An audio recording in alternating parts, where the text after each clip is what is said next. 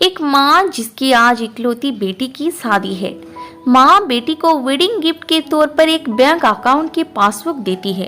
तो बेटी अपनी माँ से पूछती है कि ये क्या है। माँ कहती है कि ये मेरी तरफ से एक छोटा सा वेडिंग तोहफा है। ये बैंक अकाउंट की पासबुक है।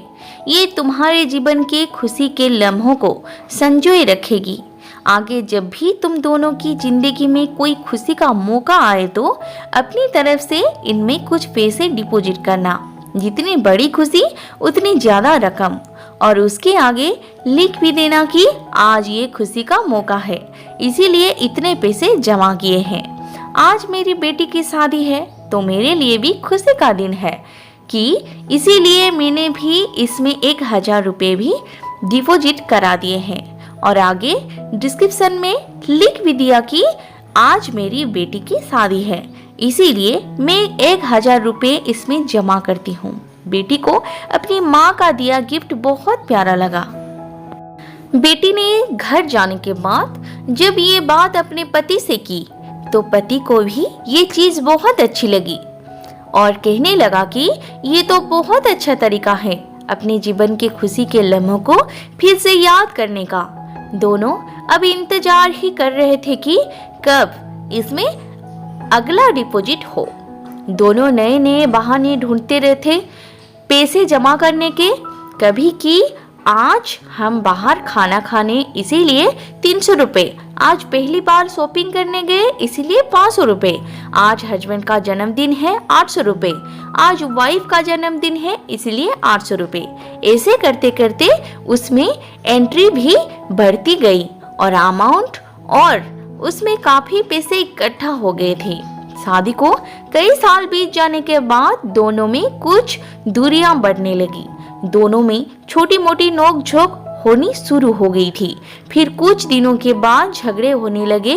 दोनों ने बात करना छोड़ दिया और दूसरे से खुश नहीं रहते थे। माँ को अपनी बेटी से मुलाकात किए हुए काफी दिन हो चुके थे, तो एक दिन माँ अपनी बेटी से मिलने के लिए बेटी के घर गई तो बेटी कहने लगी कि माँ, मैं अब और इस शादी में आगे अपना जीवन नहीं गुजार सकती। पता नहीं मैंने इतने दिन इसके साथ कैसे गुजार लिए। अब मैं इस आदमी से डिवोर्स चाहती हूँ। उधर पति भी कहने लगा कि मैं भी परेशान आ गया हूँ इसके साथ रहकर, मैं भी जीना नहीं चाहता तुम्हारे साथ, मुझे भी डिवोर्स चाहिए। माँ ने कहा ठीक है, तुम दोनों अलग हो जाना, लेकिन याद है मैंने तुम्हारे शादी के दिन तोहफे में एक पासबुक दी थी। बेटी पासबुक निकाल कर लाई तो उसमें देखा कि उसमें बहुत पैसे जमा है।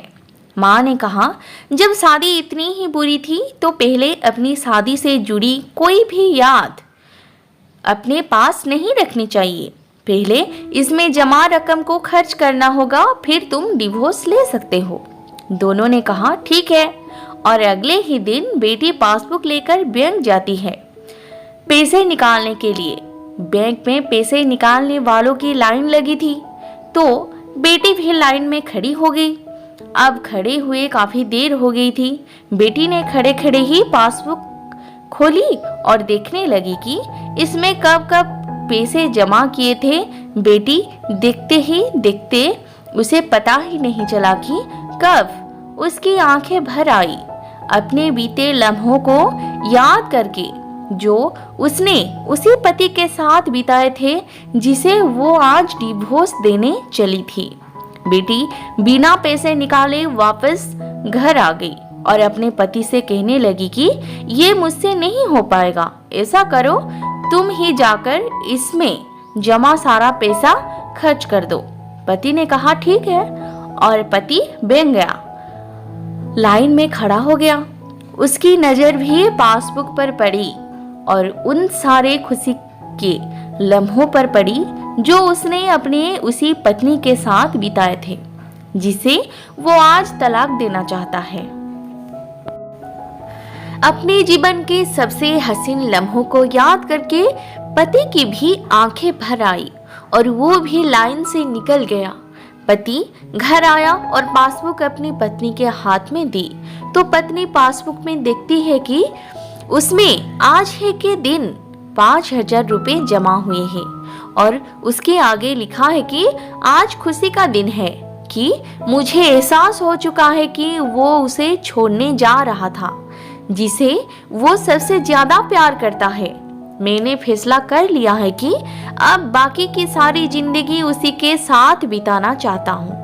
ये देखकर दोनों की आंखें भर आई और गले लगाकर खूब रोए और प्रॉमिस किया है कि अब वो कभी नहीं लड़ेंगे। ये कहानी उन सभी के लिए है जिनके रिश्तों के बीच में दूरियां आ गई है। वो पहले आपस में बहुत प्यार करते थे, लेकिन अब वो एक दूसरे के साथ रहना पसंद नहीं करते हैं। अगर आपके रिश्ते में भी थोड़ी बहुत दरारें आ गई है तो उन दरारें के भरने के लिए उन खुशी के लम्हों को याद करिए जो आपने एक दूसरे के साथ बिताए हैं। ये खुशी के पल आप दोनों में नई फीलिंग्स भर देंगे और आप दोनों के रिश्ते में भी नई जान आ जाएगी। इसीलिए किसी भी रिश्ते को मजबूत बनाने के लिए अच्छे लम्हों को याद करना चाहिए, बुरे लम्हों को नहीं। तो दोस्तों, आज का ये वीडियो आपको कैसा लगा? अगर अच्छा लगा तो चैनल को सब्सक्राइब जरूर कर देना। तो फिर मिलते हैं और एक नई वीडियो में।